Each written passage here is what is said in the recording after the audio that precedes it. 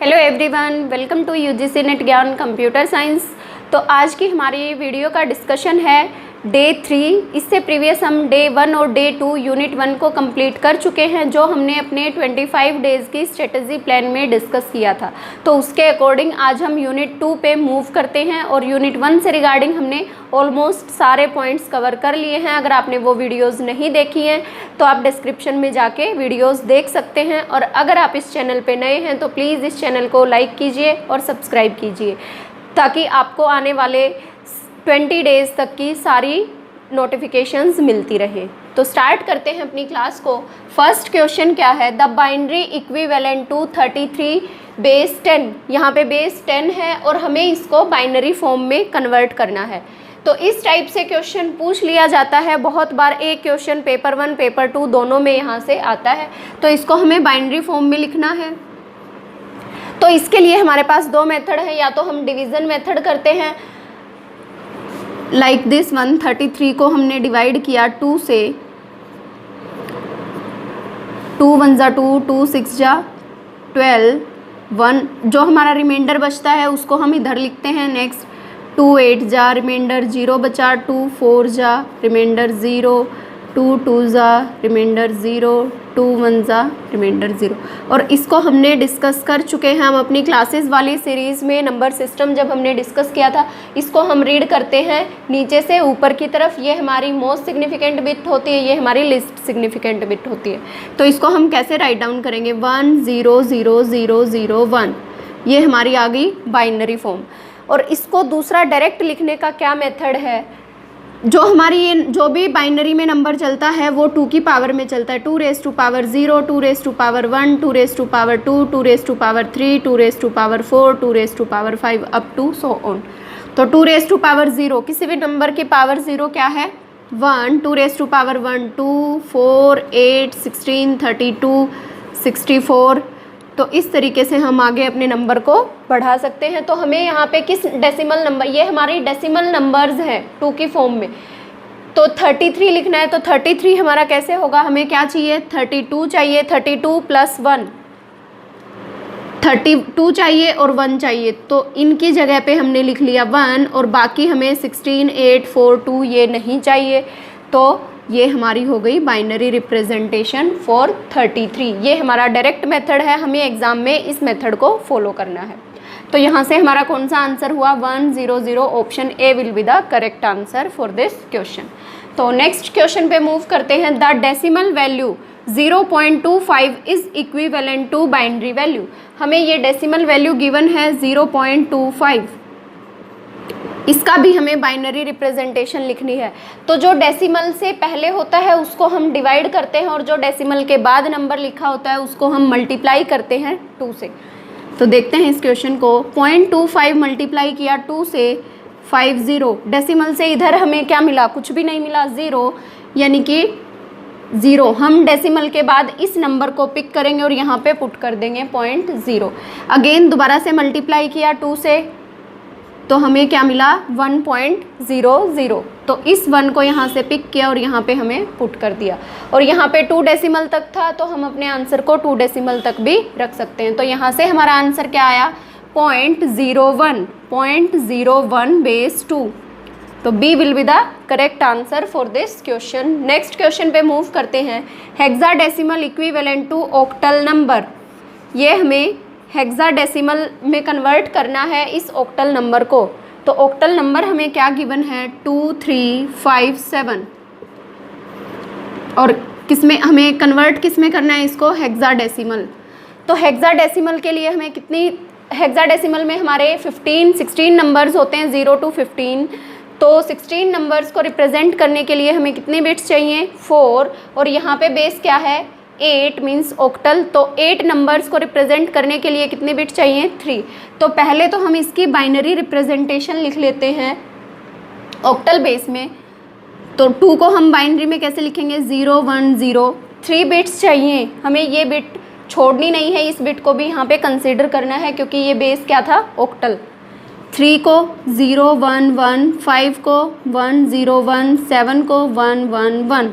तो ये हमारी बाइनरी रिप्रेजेंटेशन हो गई इस ऑक्टल के लिए। अब हेक्साडेसिमल में कन्वर्ट करना है तो कितने बिट्स चाहिए, 4 बिट।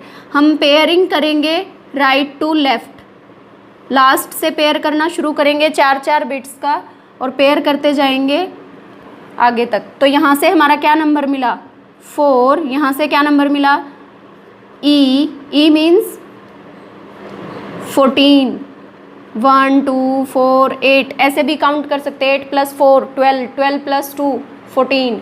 और यहाँ से क्या मिला, 8 4 2 1, एफ मीन्स 15। ये हम डिस्कस कर चुके हैं अपनी क्लासेस वाली सीरीज़ में कि इनको कैसे रिप्रेजेंट करते हैं। तो 4EF हमें 2 3 5 7 ऑक्टल में जो था उससे हमें हेक्साडेसिमल में क्या नंबर मिला है, 4E5 hexadecimal 4E5। Option C will be the correct answer. इस टाइप से डायरेक्ट क्वेश्चन पूछे गए हैं यूजीसी नेट में प्रीवियस पेपर्स में।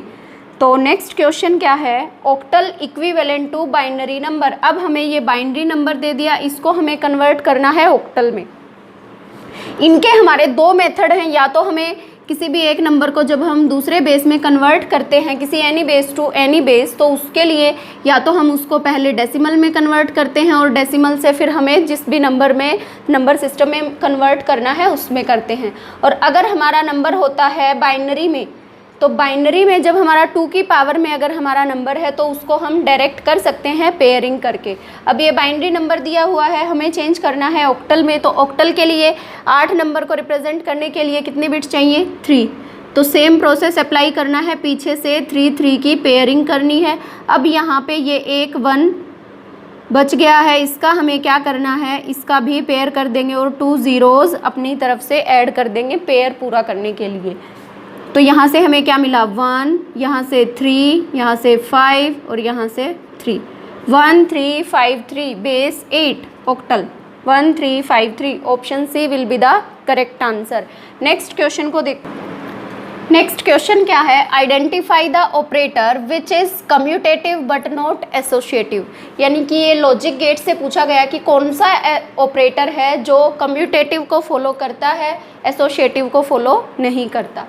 तो यहाँ से हमारा कौन सा है, और एंड, एक्सोर लैंड। तो और जो एंड ऑपरेटर होते हैं वो हमारे कम्यूटेटिव, एसोसिएटिव, आइडम्पोटेंट, इन तीनों लॉज को फॉलो करते हैं। एक्सोर हमारा कम्यूटेटिव, एसोसिएटिव दोनों होता है। जो नैंड गेट है ये हमारा सिर्फ कम्यूटेटिव होता है, एसोसिएटिव नहीं होता। नैंड और नोर ये दोनों गेट हमारे सिर्फ कम्यूटेटिव होते हैं। और इन दोनों गेट को, नैंड और नोर को, हम यूनिवर्सल गेट्स भी बोलते हैं। यूनिवर्सल गेट क्यों बोलते हैं, ताकि इन दोनों गेट को यूज़ करके हम बाकी के सारे गेट्स जनरेट कर सकते हैं, बना सकते हैं।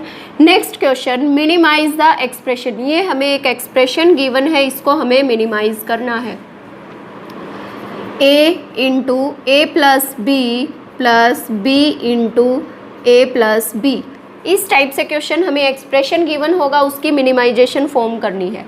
तो इसको अगर हम मल्टीप्लाई करते हैं, A plus A B plus B A बार प्लस बी बी, हमने ब्रैकेट्स को ओपन कर दिया। अब ए क्या होता है हमारा, ए प्लस ए बी। अब यहाँ से हमारा क्या कॉमन आ सकता है, बी ए प्लस ए बार प्लस बी बी को भी हम क्या राइट कर सकते हैं, बी। तो इसको हम यूज़ करते हैं बुलियन लॉज को यूज़ करके, इसको हम मिनिमाइज़ करते हैं। तो ए प्लस ए बार बुलियन लॉज के अकॉर्डिंग कॉम्प्लीमेंट क्या होता है हमारा, इसको 1 लिखते हैं। ए प्लस ए बार 1 के इक्वल, बी प्लस ए प्लस बी। तो यहाँ से हमें क्या मिला, बी प्लस बी हो जाएगा ए प्लस बी, यानी कि हमारी जो मिनिमाइजेशन फॉर्म आई है वो क्या आई है, A plus B. C will be the correct answer. Next question क्या है, minimize SOP sum of product for W X Y Z shown in K map. ये हमें के मैप दिया हुआ है 4 वेरिएबल्स पे, तो इसको इसकी हमें मिनिमाइजेशन एसओपी फॉर्म लिखनी है। अब यहाँ पे 1 1 1 ये तो हमारी नंबर ऑफ टर्म्स हैं जो हमें गिवन है, और x को हम रिप्रेजेंट करते हैं डोंट केयर से। डोंट केयर मीन्स उसको हम यूज़ करना चाहे, अगर वो हमारे लिए यूजेबल है तो हम उसको यूज़ कर सकते हैं, अदरवाइज़ हम उनको इग्नोर भी कर सकते हैं। तो जो एसओपी हमारा जो के मैप होता है उसमें हम पेयरिंग करते हैं और वो पेयरिंग हम लार्जेस्ट पेयरिंग करने की कोशिश करते हैं, यानी कि 16 2 की फॉर्म में पेयरिंग होगी, 16 8 4 2 1। तो यहाँ पे हमारा मैक्सिमम पेयर जो बन रहा है वो 4 का बन रहा है। इधर से हमें सारी मिन टर्म्स कवर करनी होती हैं। एक ये 4 का बन गया, इस x को हम छोड़ भी सकते हैं क्योंकि ये तो डोंट केयर है। तो यहाँ से हमारी एक्सप्रेशन क्या बना, इन दोनों में कॉमन क्या आया है, x, और यहाँ से इन दोनों से z बार, यानी कि x z बार, इन दोनों रो कॉलम से x z बार, और इधर से इन दोनों इस पेयर से हमारा क्या कॉमन आया, x बार और इधर से z प्लस x बार z, यानी कि मिनिमाइज जो SOP फॉर्म आई है x z बार प्लस x बार z, x z बार प्लस x बार z। तो हमारा C आंसर जो है वो करेक्ट हो गया है। तो ये जो क्वेश्चंस थे जो भी हमने आज की क्लास में डिस्कस किए हैं, ये एग्ज़ाम पॉइंट ऑफ व्यू से बहुत ज़्यादा इंपॉर्टेंट है। इनमें कुछ प्रीवियस ईयर क्वेश्चंस भी हैं और कुछ उन्हीं से रिलेटेड क्वेश्चंस हैं जो बार बार NTA में पूछे जाते हैं। तो अगर ये वीडियो पसंद आई है आप लोगों को तो इस वीडियो को लाइक कीजिएगा और अपने फ्रेंड्स के साथ शेयर कीजिएगा। Thank you so much, all the best for your future.